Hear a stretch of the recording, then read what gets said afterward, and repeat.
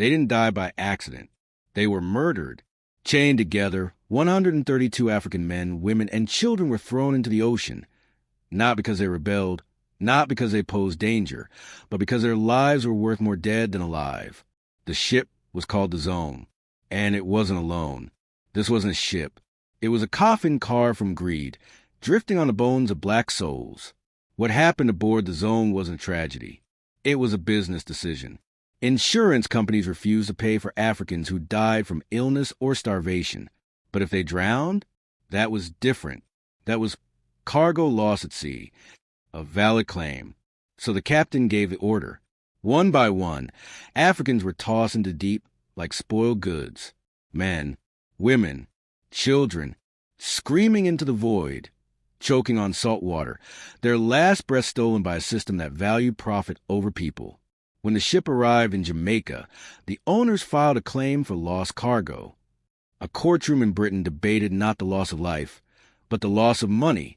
No one was charged with murder, because legally, these Africans weren't people. They were property, and property can't be murdered. This wasn't an isolated incident. The Zone was just one of thousands. Slave ships weren't designed to transport people. They were engineered for maximum extraction of profit from black suffering. They were floating tombs, and the world let it happen. But how did free people, fathers, mothers, warriors, end up shackled in the bellies of death ships? The story begins before the ocean, before the chains. It begins in the heart of Africa, where freedom lived, and betrayal opened the door to hell. Before they were slaves, they were kings. Before they were cargo, they were craftsmen, priests, musicians, and warriors. They weren't born to be shackled. They were stolen. Long before the Middle Passage, there were vibrant African civilizations, the Ashanti Empire, the Yoruba kingdoms, the Kingdom of Congo. These were organized societies with laws, rituals, trade, and ancestral memory.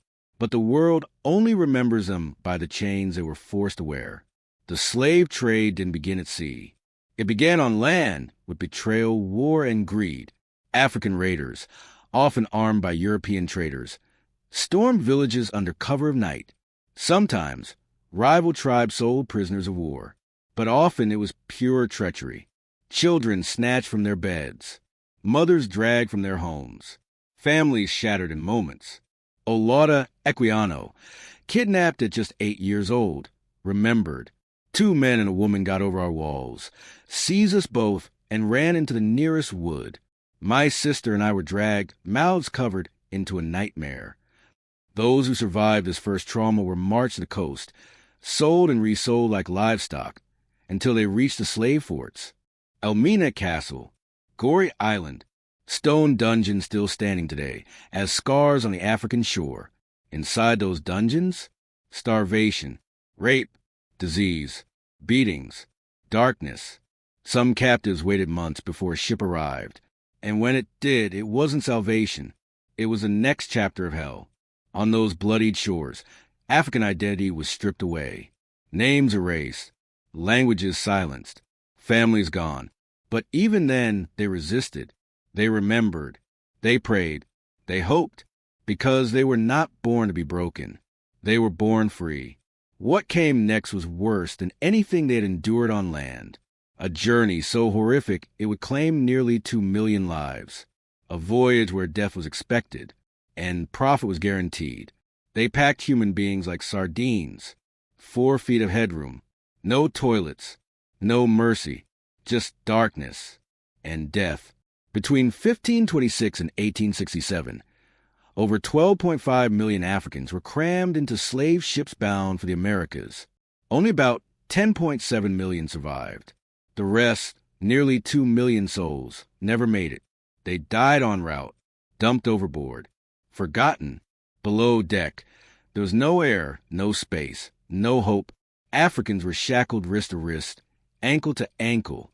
They lay in rows, head to foot, stacked like cargo. They defecated where they lay. They vomited. They bled.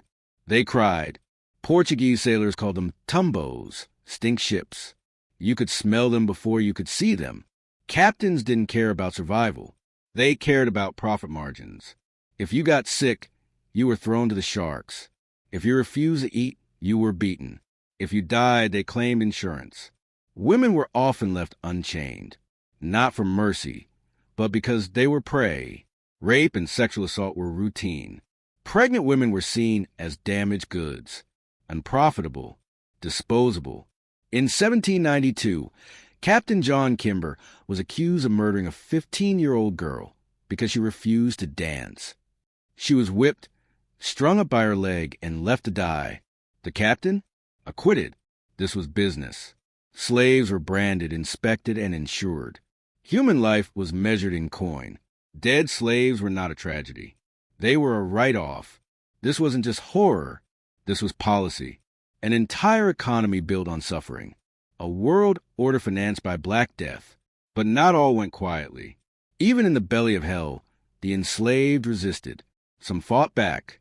Some took ships. And some rewrote the narrative. From victim to victor. They were supposed to die. They were supposed to submit. But instead, they rose up and took the ship. History tells us slavery was endured. But what they don't teach you is that many fought back against impossible odds. Even when chained. Even when starving. They rebelled. 96 enslaved Africans on a British ship. At night, they broke free, attacked the crew, and took over the ship. They turned around, sailed home to Sierra Leone, then vanished into the forest. Joseph Sink led one of the most famous slave ship revolts. He and his fellow captives broke their chains with smuggled file, killed the captain, and seized the ship. They tried to return to Africa, but were deceived and landed in the U.S. What followed was a court battle all the way to the Supreme Court, where, for once, justice was served. They were freed. 135 enslaved people hijacked a U.S. ship and redirected it to the Bahamas. There, under British law, they were granted asylum, freedom without a shot fired. It remains the most successful slave revolt in U.S. maritime history. In 1732, 50 Africans overthrew a New Hampshire ship. In 1764, another revolt off the coast of Senegal ended with the crew bludgeoned to death. They were warriors. They were human, and they fought like it. They weren't slaves. They were stolen people. And even in chains, they never lost the will to resist. This history is bloody, painful, buried, but it must be known, because if we don't name the evil, it will continue to wear a mask.